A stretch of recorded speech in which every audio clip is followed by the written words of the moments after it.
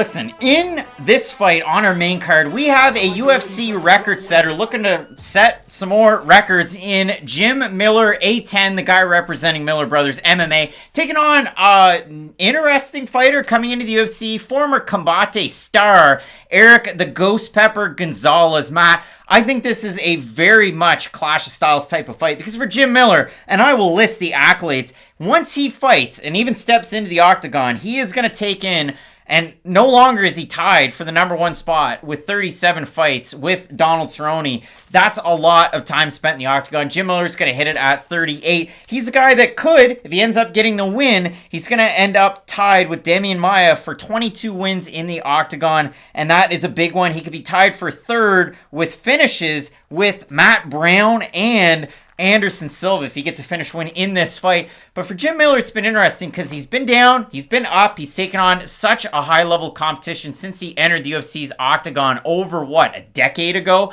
Now he's taking on Erick Gonzalez, a guy who doesn't fight like his last two opponents in Vince Pichel, and his last time out there, he took on Joe Solecki, and he's been out-grinded, out-grappled in those last two fights, too. And that really has been the disappointing thing to see out of Jim Miller, because if you know him for anything, it is his grinding and grappling type of a style. Even look at sort of the late, I'll say the twilight stages, because right now, we're in the dark ages of Jim Miller's career. There was sort of a post-prime where he was having good competitive fights with really good fighters. He just wasn't coming out on the winning side of them. Like, he had a good fight with Dustin Poirier. He had a good fight with Anthony Pettis. Dan Hooker knocked him out, but still, that whole losing streak, he was fighting really, really good fighters at that stage of his career. And like you had mentioned, he's been around for a long time. He was still considered old at UFC, 207 when he fought Dustin Poirier. And that was a while ago now, so that tells you how long Jim Miller's been around for. But it has been disappointing to see that now he is starting to lose in the exchanges that he once thrived in. Now, I don't think that's going to be an issue in this fight against Erick Gonzalez because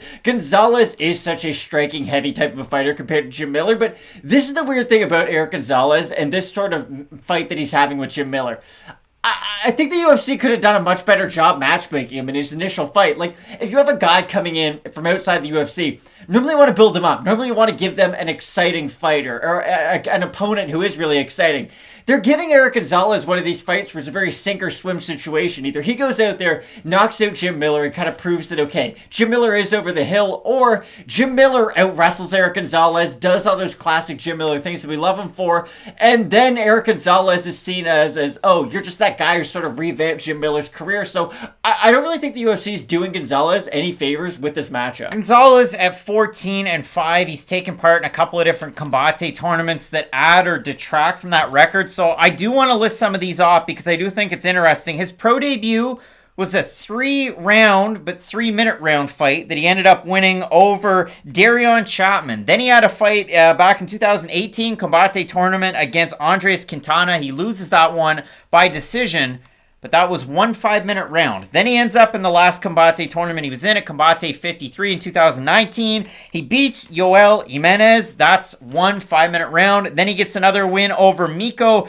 Tukto. 3 3-minute rounds. Then he ends up losing to Umberto Bandenay. 3 5-minute rounds. Tournament, Copa Combate, they have the big trophy. Campbell McLaren gets excited for Erick Gonzalez. He's won his last 2 fights with some smaller promotions, one in Mexico, one in the States. Gets a win over 7-5 Oziel Rodriguez. Gets a win over, 5-3 Samuel Alvarez.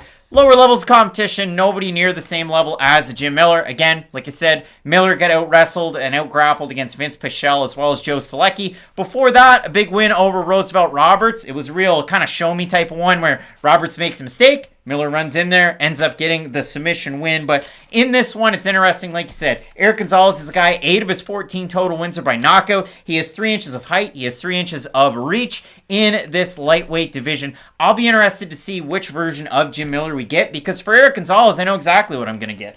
Like the record that I have behind me from Ghost, it's going to be like Square Hammer.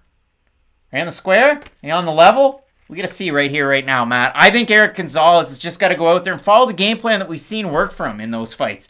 Work behind the jab. Work in a lot of his striking. He gets a little wild. He gets a little reckless. And you know Jim Miller's going to be going in there, trying to get the takedown, trying to go for the leg. I think we're going to get that same old Jim Miller. It's just, what can Gonzalez bring into the octagon that Jim Miller hasn't seen before at 38?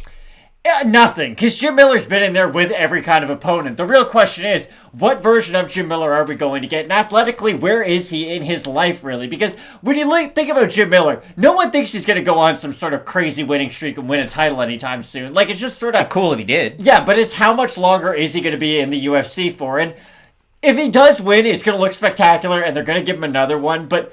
The issue with this fight against Gonzalez is I worry about Jim Miller's durability at this stage of his career, and I don't think he can just go out there and wrestle for 15 minutes like he used to be able to. I think maybe a 35-year-old Jim Miller can go out there and have a grapple-heavy fight and still have a consistent fight throughout 15 minutes. I don't think this version of him can, so I like the underdog in this one. I think Gonzalez can land a big shot. Now, this thing about Gonzalez, and it worries me a lot moving forward. You said if he worked behind the jab... I definitely don't think about Gonzalez as a guy who does work behind his jab. He is somebody who rushes forward a lot. And that's kind of like, when I think about Erick Gonzalez, think of Marcelo Rojo when he had his debut against Charles Jourdain. Like, I thought that would be the type of matchmaking they would give Gonzalez in his debut. I didn't think they'd give him a grinder in Jim Miller, so... Well, I will admit, if Miller wins, it's going to look really bad for Gonzalez. I think Gonzalez can defend a few initial takedown attempts and force Jim Miller to become a striker. I've seen Erick Gonzalez struggle with the takedowns. I look at the odds for this one. Miller opened a minus 185. He's minus 202. A little rich for my blood. For Erick Gonzalez, opened a plus 160. He's plus 166. Over on Topology, the total votes for this one, 642, 81% Miller, 67% of those 81 have him. To win by submission, 19% that have Gonzalez, 58% by decision.